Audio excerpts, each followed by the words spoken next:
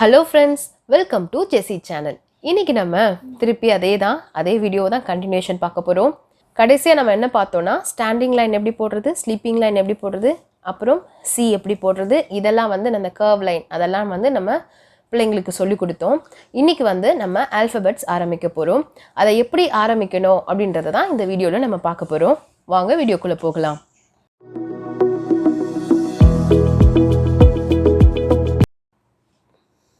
First வந்து நம்ம ஸ்லேட்டில் தான் ப்ராக்டிஸ் கொடுக்க போகிறோம். முதல்ல வந்து நம்மளே வந்து ஒரு பெருசாக வந்து ஏ போட்டு கொடுக்கலாம். போட்டு கொடுத்துட்டு இதுக்கு மேலேயே வந்து பிள்ளைங்களை எழுத சொல்லணும். ஃபஸ்ட்டு ஒரு 5 டைம்ஸ் இல்லை 10 டைம்ஸ்.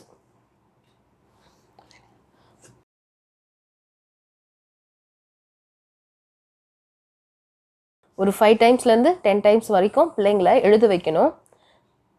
வாயில் சொல்லிக்கிட்டே எழுத சொல்லணும். என்னது பாப்பா இது? சொல்லிக்கிட்டே எழுதுங்க. இப்படி இங்கேருந்து ஃபஸ்ட் இங்கேருந்து எதுலேருந்து ஸ்டார்ட் பண்ணணும் அப்படின்றதையும் வந்து நம்ம பிள்ளைங்களுக்கு சொல்லி கொடுக்கணும். இங்கே இந்த சைட், அப்புறம் இப்படி ஏ, இங்கேருந்து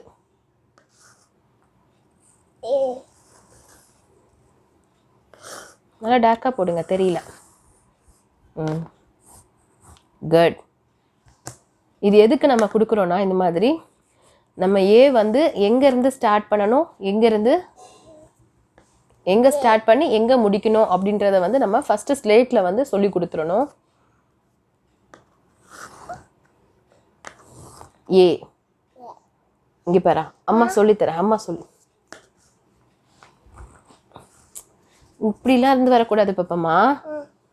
இங்கேருந்து ஃபஸ்ட்டு இப்படி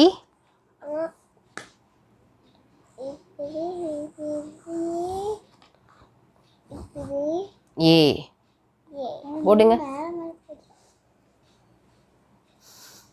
போடு, இங்கேருந்து போடு, இங்கே.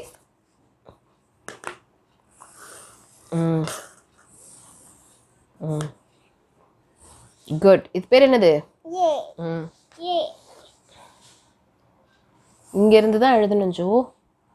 இங்கேருந்து இப்படி எழுதணும். எழுது. இங்கேருந்து இப்படி. குட். இப்போ ஓரளவுக்கு அவங்க எழுதிட்டாங்க. இப்போ வந்து இதை ரப் பண்ணிட்டு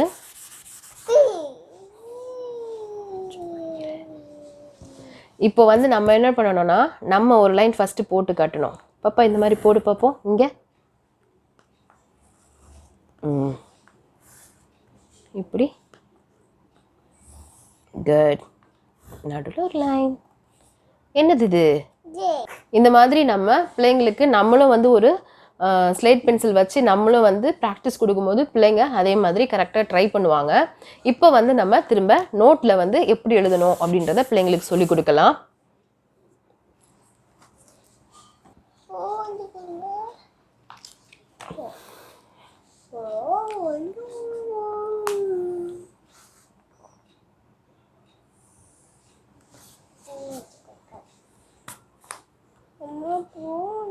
பாப்பா இங்கே பாரு, இப்படி போட்டு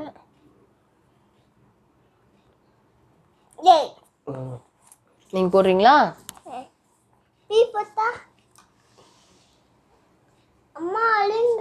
ஏ போடு, ஃபுல்லா ஏ போடு, சொல்லிக்கிட்டே போடு. 3 லைன்ல தான் போடணும்.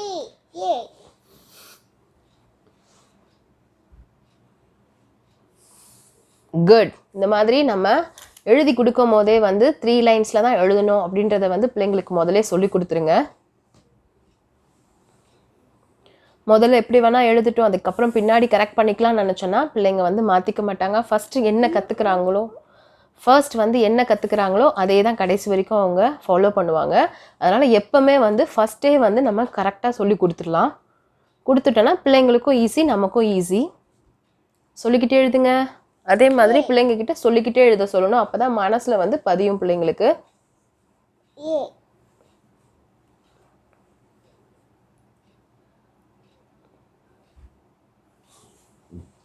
குட்.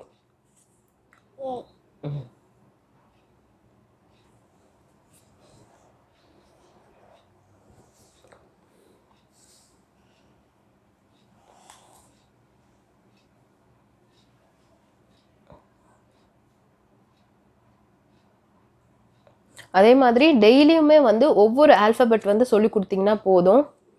நிறைய சொல்லி கொடுத்தோன்னா பிள்ளைங்களுக்கு கன்ஃபியூஷன் ஆகிடும்.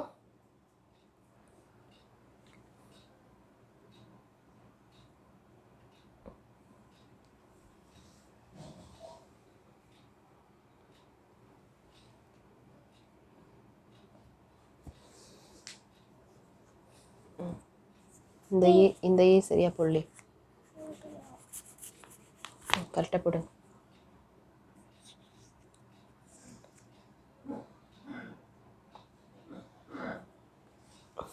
குட். இப்போ பாருங்கள் ஃபுல்லாக ஏ எழுதி முடிச்சுட்டாங்க. ஸோ இது மாதிரி நம்ம ப்ராக்டிஸ் கொடுக்கும்போது நமக்கும் ஈஸியாக இருக்கும், பிள்ளைங்களும் ஈஸியாக கற்றுப்பாங்க. இப்போ அடுத்த ஆல்ஃபபெட் வந்து சொல்லி கொடுக்க போகிறேன்.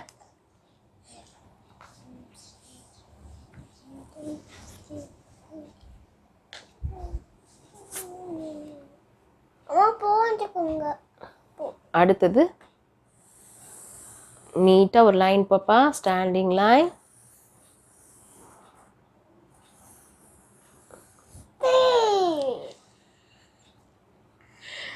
இது என்னது? பி. மேலே எழுதுறீங்களா? மேலே எழுதுங்க பாப்போம்.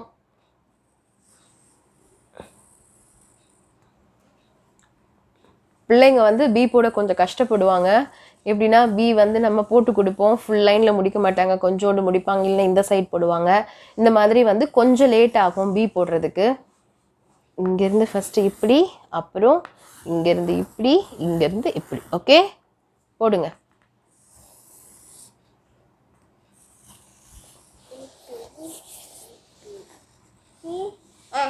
போடுங்க போடுங்க, இன்னும் ஒரு 3 டைம்ஸ் போடுங்க.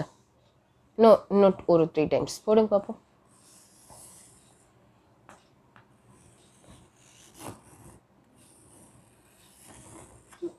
இன்னும் ஒன் டைம் போடுங்க.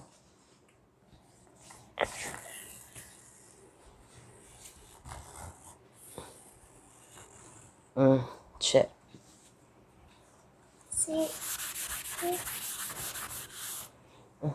அம்மா போட்டு காட்டுறேன், அதே மாதிரி நீங்கள் போடுறீங்களா?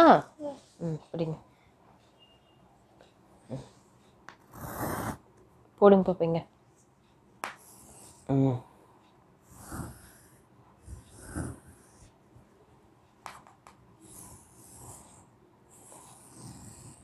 குட். பார்த்தீங்களா, இந்த மாதிரி நம்மளும் வந்து ஒரு தடவை போடணும், அவங்களையும் போட சொல்லணும். இது மாதிரி பண்ணும்போது நம்ம அம்மா செய்கிறாங்க அப்படின்ட்டு பிள்ளைங்களும் வந்து இன்ட்ரெஸ்டாக செய்வாங்க. இப்போ நம்ம நோட்டில் வந்து ட்ரெயின் பண்ணலாம்.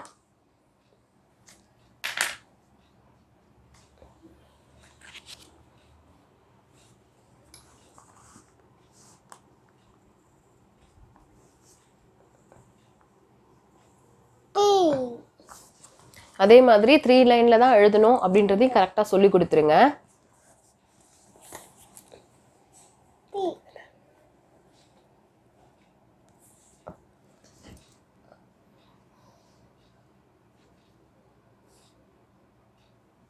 போடுங்க.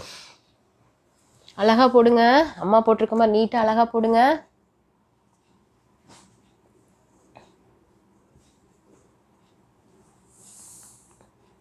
குட். போடுங்க.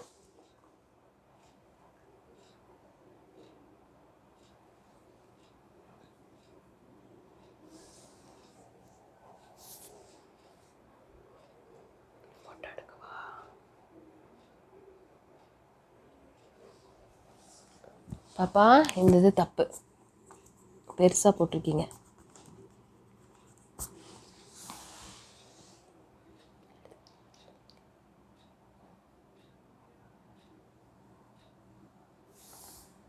குட். போடுங்க.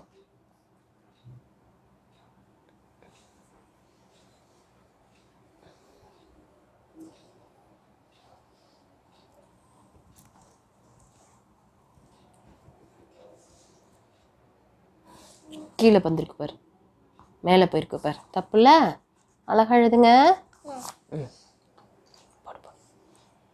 எழுது.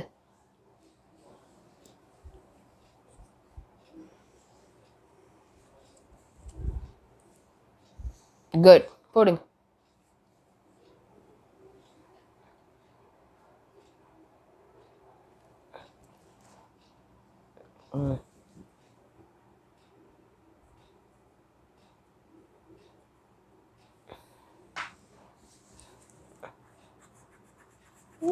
தப்புமா, நீட்டாக அழகாக போடுங்க. இங்கே போடுங்க.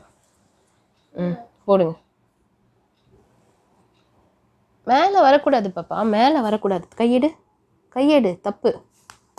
மேலே லைன் வரக்கூடாது. ரெட் லைன்லேருந்து தான் ஆரம்பிக்கணும். போடு, கரெக்டாக போடு.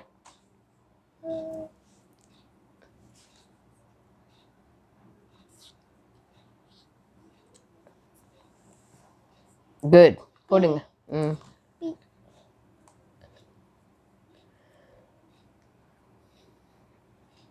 குட்.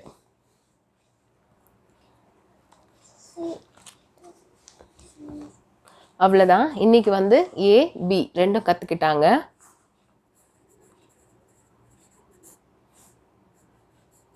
ஸ்டார் பாப்பாக்கு.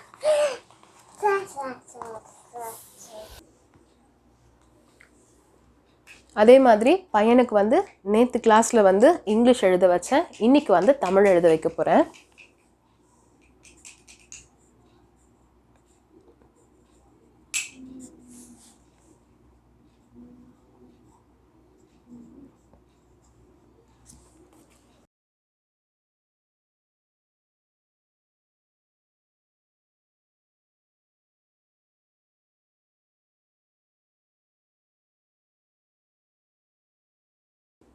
இப்போ தமிழில் வந்து அ ஆ இ ஈயும் இக்கு இங்கிச்சும் மட்டும் எழுத சொல்ல போகிறேன். அவனுக்கு வந்து அவங்களுடைய ஸ்கூலில் அதுதான் போர்ஷன், அதாவது யூகேஜியில் முடித்த போர்ஷன். ஸோ அதை வந்து நான் ஃபஸ்ட்டு ரீகால் பண்ணிக்கிறேன்.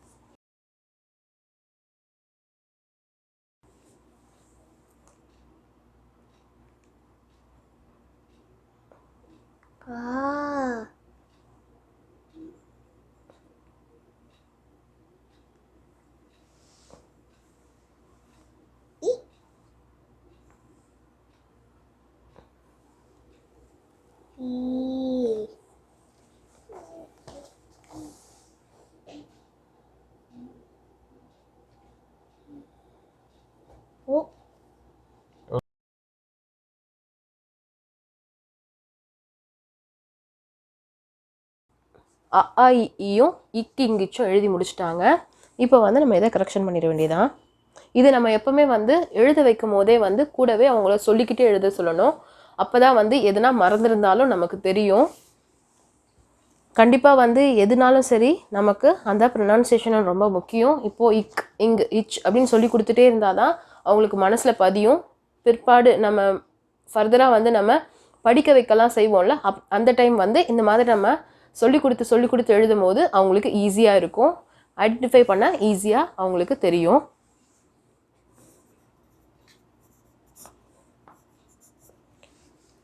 அவ்வளோதான். இன்றைக்கி வந்து 2 பேருமே வந்து அவங்கவுங்க ஒர்க்கை முடிச்சிட்டாங்க. இந்த மாதிரி நம்ம ப்ராக்டிஸ் கொடுக்கும்போது பிள்ளைங்க ஈஸியாக வந்து கற்றுப்பாங்க. ஆன்லைன் கிளாஸஸ் போயிட்டு இருக்கும் போதே வந்து நிறைய பேரண்ட்ஸ் வந்து என்ன சொன்னாங்கன்னா, ஆன்லைன் கிளாஸஸ் வந்து ஸ்கூல்ஸில் வந்து கண்டக்ட் பண்ணிகிட்டு இருக்கும் போதே பிள்ளைங்க வந்து நிறைய பிள்ளைங்க படிக்க மாட்டேங்கிறாங்க அப்படின்னு சொன்னாங்க.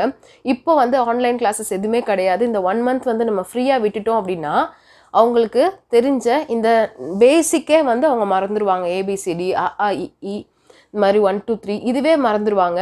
இப்போ நம்ம வந்து புதுசாக எதுவும் பிள்ளைங்களுக்கு சொல்லி கொடுக்கலனாலும் பரவாயில்ல, ஆல்ரெடி பிள்ளைங்க என்ன படிச்சிருந்தாங்களோ அதை மட்டும் நம்ம கரெக்டாக ரீகால் பண்ணிக்கிட்டால் கூட போதும்.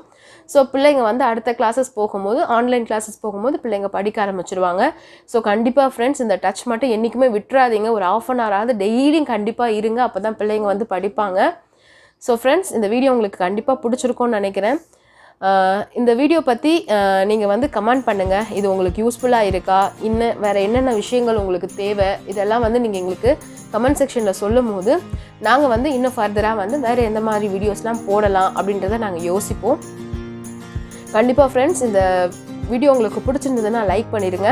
அதே மாதிரி உங்களுக்கு தெரிஞ்ச ஃப்ரெண்ட்ஸு இல்லை அக்கம் பக்கத்தில் இருக்கவங்க யாராவது வந்து குட்டி பசங்க வச்சுருந்தாங்கன்னா கண்டிப்பாக இந்த வீடியோ பற்றி சொல்லுங்கள். இந்த லிங்க்கை வந்து நீங்கள் சென்ட் பண்ணி விடுங்க. அவங்களுக்கும் கண்டிப்பாக யூஸ்ஃபுல்லாக இருக்கும். நிறைய பேர் பார்க்குறீங்க, ஆனால் வந்து என்னென்னா சப்ஸ்கிரைப் பண்ணாமல் பார்க்குறீங்க ஃப்ரெண்ட்ஸ். ப்ளீஸ் நீங்கள் வந்து சப்ஸ்கிரைப் பண்ணிங்கன்னா எங்களுக்கும் நல்லது, உங்களுக்கும் வந்து என்னென்னா நாங்கள் போடுற ஒவ்வொரு வீடியோஸும் வந்து நீங்கள் மிஸ் பண்ணாமவே பார்க்கலாம். ஸோ கண்டிப்பாக ஃப்ரெண்ட்ஸ் சப்ஸ்கிரைப் பண்ணிவிட்டு பாருங்கள். கண்டிப்பாக யூஸ்ஃபுல்லான வீடியோஸ் இனி வர நாட்களில் வந்து கண்டிப்பாக வரும். Thank you friends. Bye bye.